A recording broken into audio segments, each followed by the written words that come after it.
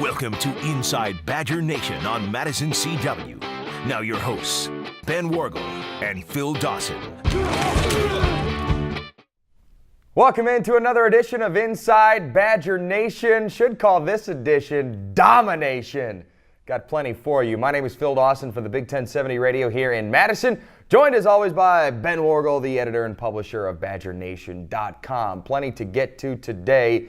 And domination is kind of a theme here, because if we'll recap the Indiana game, we know what happened. Recap Badger basketball, had a couple of big games, you know what happened. Plus, a look at IBN's most wanted and some of the recruits that will be playing, Thursday, Friday games in the WIA state tournament, looking at those as well. So get a chance to see some of the dominating performances from some of the top recruits in the state of Wisconsin. We do, Ben, though, start with the domination on the ground again of Indiana, absolutely hammering the Hoosiers 51-3. The score tells you it all, but there's more to the story because, again, you had three running backs go over 100 yards. You had a wide receiver nearly get over 100 yards, and one of those running backs went over 200 yards. You look at the 51 for Wisconsin, it all came basically, the foundation of that score came from this play right here. Soldier and Shelton with the interception, James White 93 yards, goes untouched, the longest run in school history. And that just kind of looks like it's in fast forward. I mean, it was just one of those days for Wisconsin. You can see it was not the best weather day.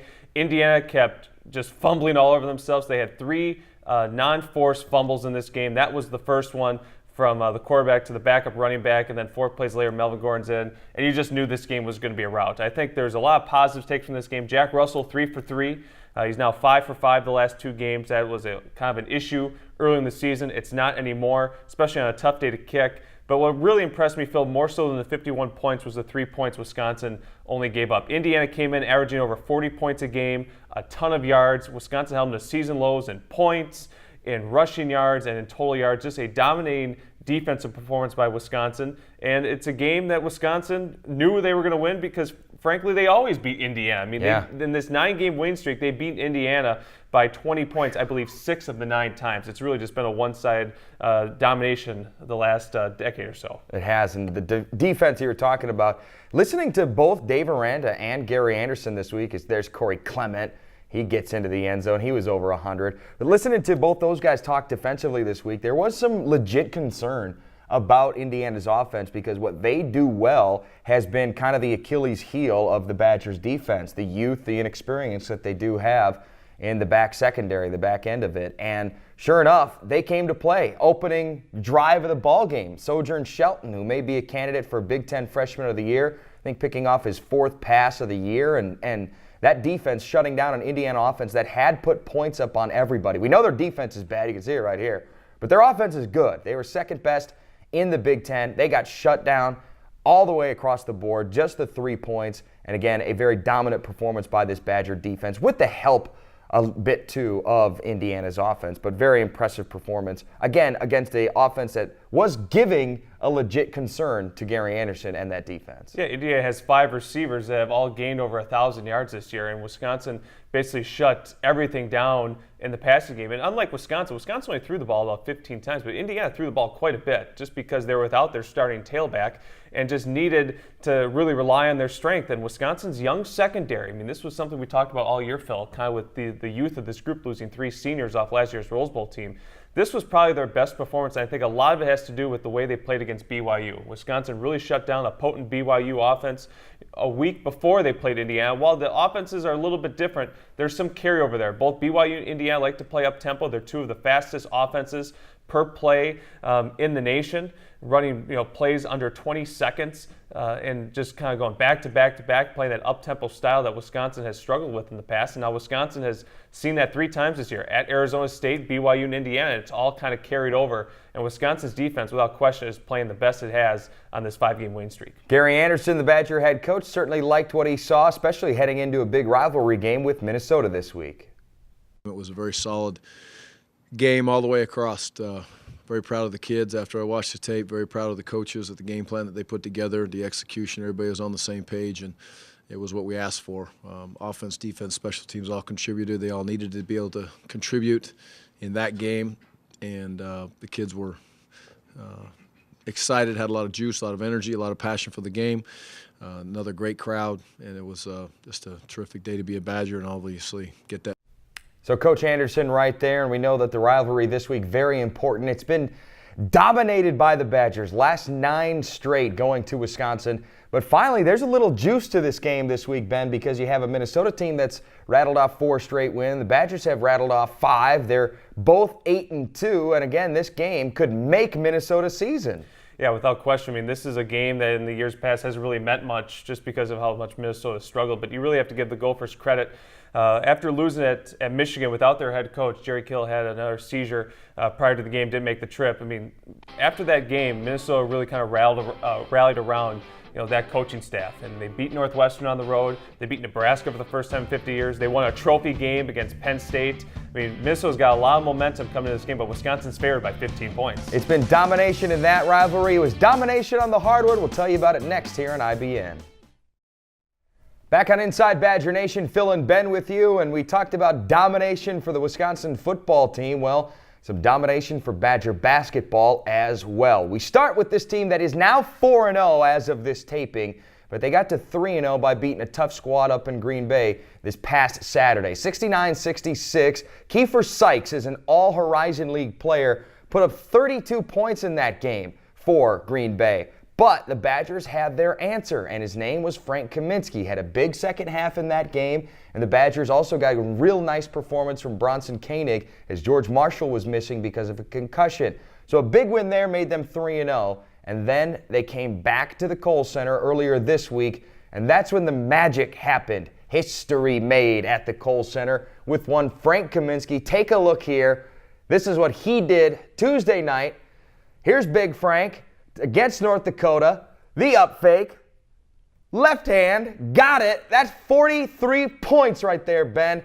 That would be an all-time school record as he gets the single game record, 43, breaking what Michael Finley had in 1994 and Ken Barnes in 1965. Frank Kaminsky, we were at the game sitting right next to each other, Ben. I was hitting you on the shoulder because he didn't miss.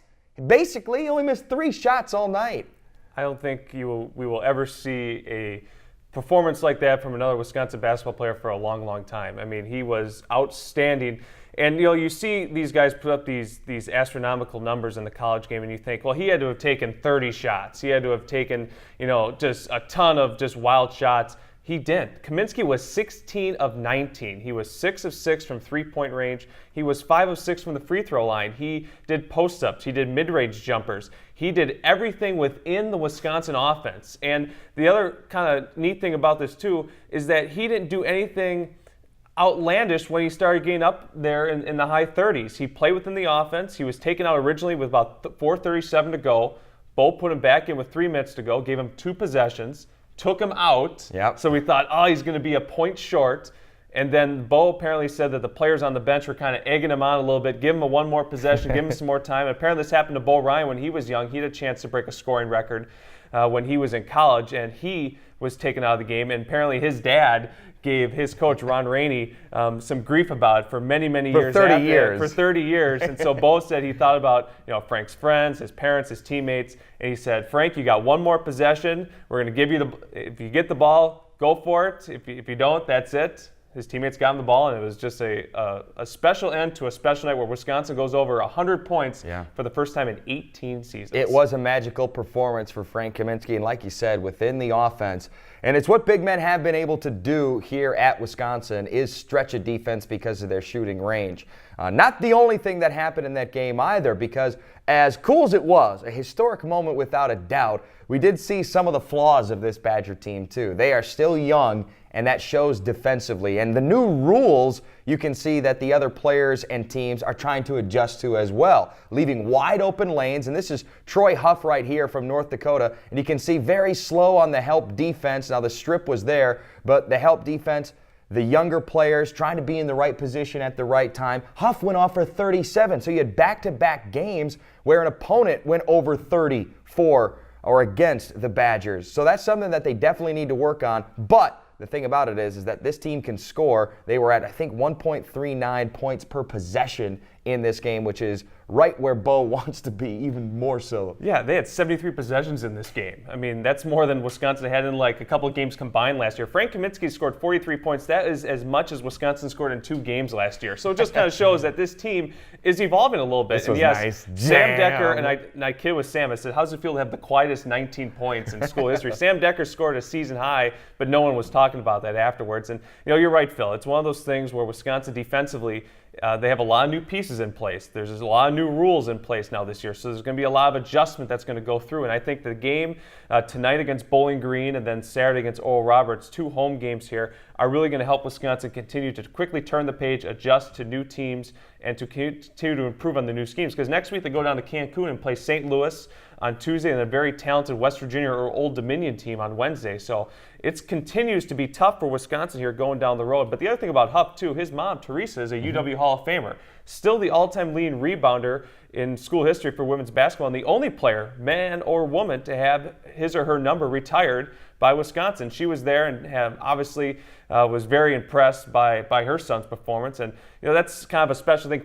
Huff's from Milwaukee, so kind of a nice homecoming for him. But again, you need to improve defensively. I mean, Wisconsin under Bo Ryan, that's always been what they about, defensive fundamentals. It's just going to take time with this young group. But you're right, Phil. These guys can score, and each night it's someone different. Josh Gosselin, the opener with 19. You're looking against Florida with Sam Decker sparking the run, and Trayvon Jackson with the dagger jumper with just a couple seconds left. And then the last 2 games has been Frank Kaminsky. First in the second half to lead him to a big win in Green Bay. Then Frank Kaminsky all night long with 43 points against North Dakota. Very impressive indeed. Also of note, as of again this taping, the Badgers 4-0. The best start under Bo Ryan ever, head coach of the Badgers, 6-0. They could get that done this week before heading down to Mexico. It's been domination throughout this program. How about domination on the recruiting trail? We'll hit that next as we continue on. This is Inside Badger Nation.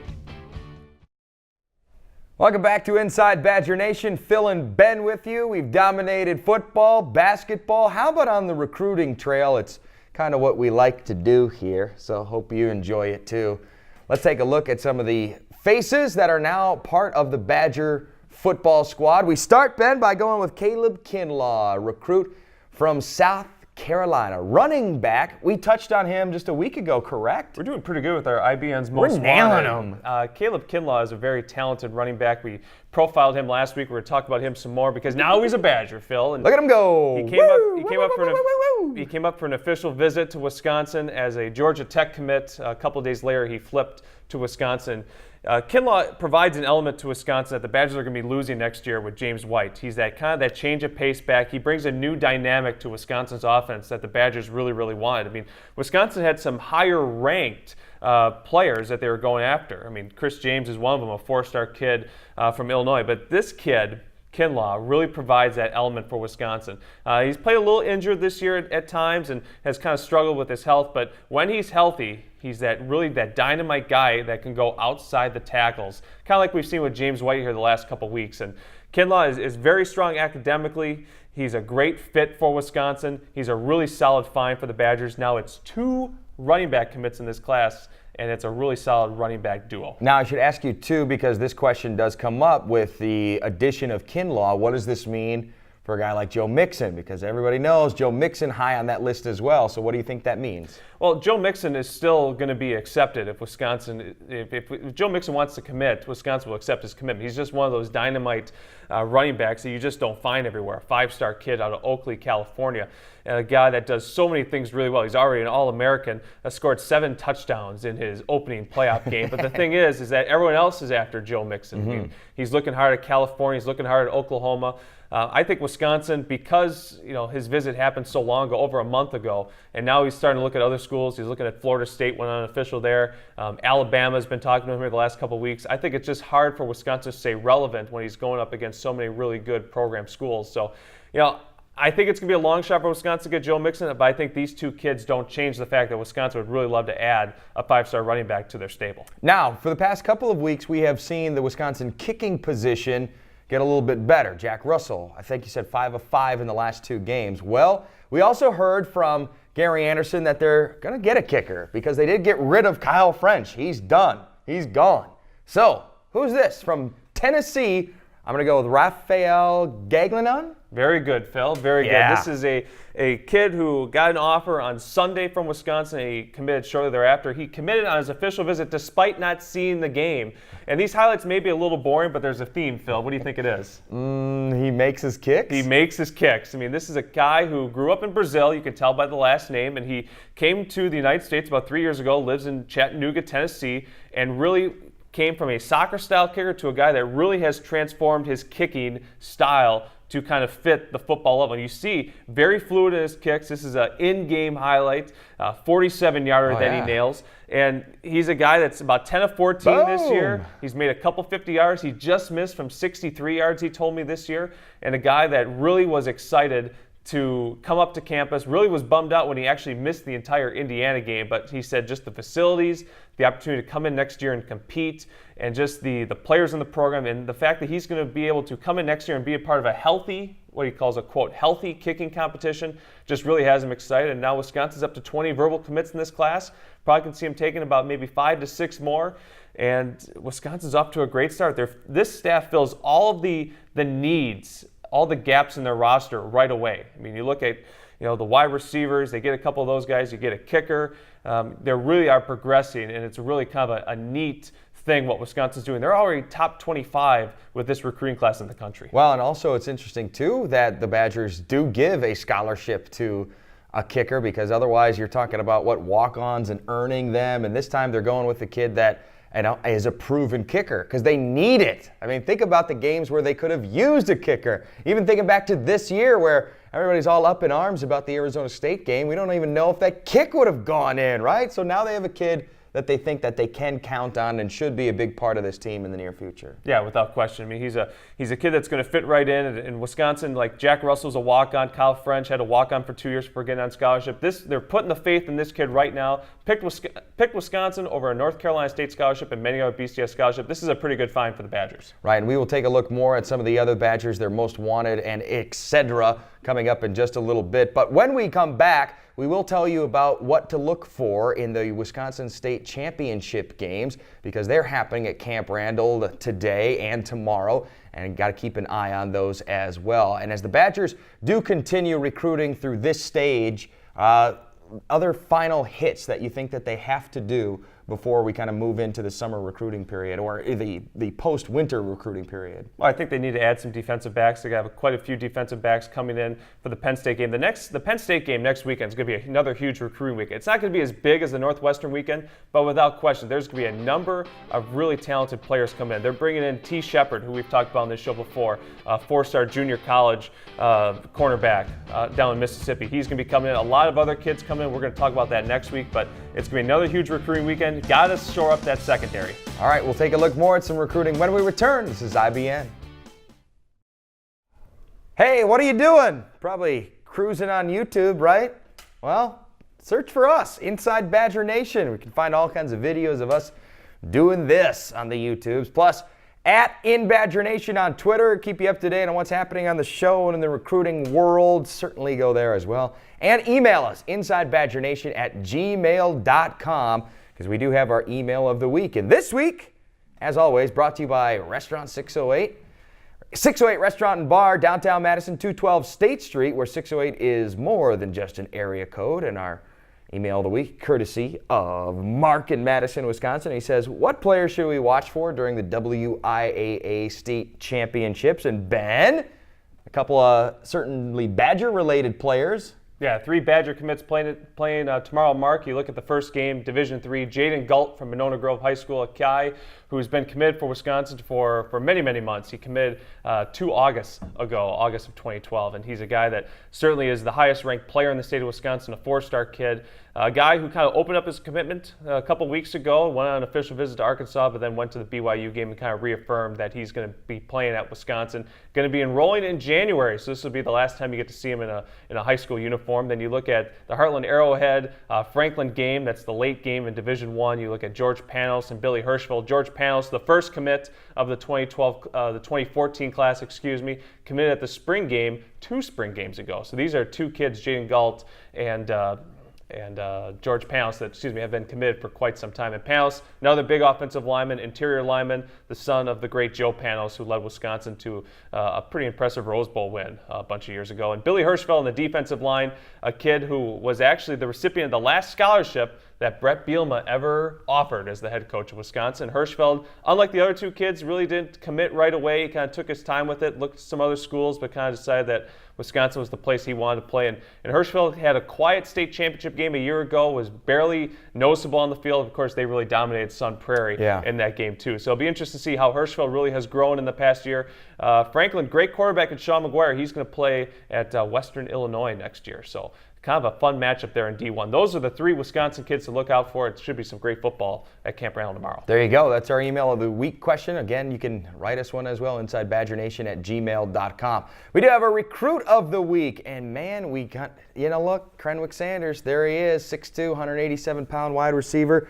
Georgia, what did he do, Ben? Why is he our recruit of the week? Well, Phil, he only had 6 catches in the playoff game, but those 6 catches went for 279 yards and 6 touchdowns. Whoa! And you look at performance, it doesn't get much better than that. I mean, this is a guy who obviously comes from the area of Georgia at Wayne County High School, and a guy that Wisconsin really needs. Because you look at next season, we've talked about this before, after Sanders committed to Wisconsin. Wisconsin loses Jared Everett-Harris after this season. They lose a Jeff Duckworth. They need playmakers to step up. And Krenwick Sanders, when you can get 279 yards and 6 touchdowns and just 6 catches, you're doing something right. So this is going to be a guy that's going to be able to step in right away and compete for playing time. Wisconsin has 2 wide receiver commits in this class. They might be close to a third here in the next couple days, and they definitely want Jamil Kamara down the road too. He's going to be decided in the beginning of January. So 6 catches, 6 touchdowns? 6 touchdowns, Bill. That's nice. IBN's most wanted. Pow, pow, pow, pow. Big Frank Ragnow. He's from Minnesota. Frank Ragnow, the highest-ranked player in the state of Minnesota, currently uncommitted in the state of Minnesota. He has the top 6 of Florida State, Wisconsin, Arkansas, Miami, Florida, and Ohio State. Wisconsin offered him after an unofficial visit. He came for the season opener against UMass. Wisconsin has been active in his recruitment. They're trying to get him back on campus. Ragnow is another guy in that offensive line that Wisconsin desperately wants to kind of fill out that depth. And with it being Axe Week, I'm sure he's going to be up in Minnesota. It would be really key if Wisconsin can put a whooping on him with that running game to show him how key he would be if he stepped in and became the next Badger. So Frank Ragnow, our IBN's most wanted. We have a pretty good hitting streak. Maybe we can add him to the fold here in the next couple of days. Hey, and we just had a Frank with a huge performance this week. Maybe he'll be our performance this week. Inside Badger Nation, we'll see you next week.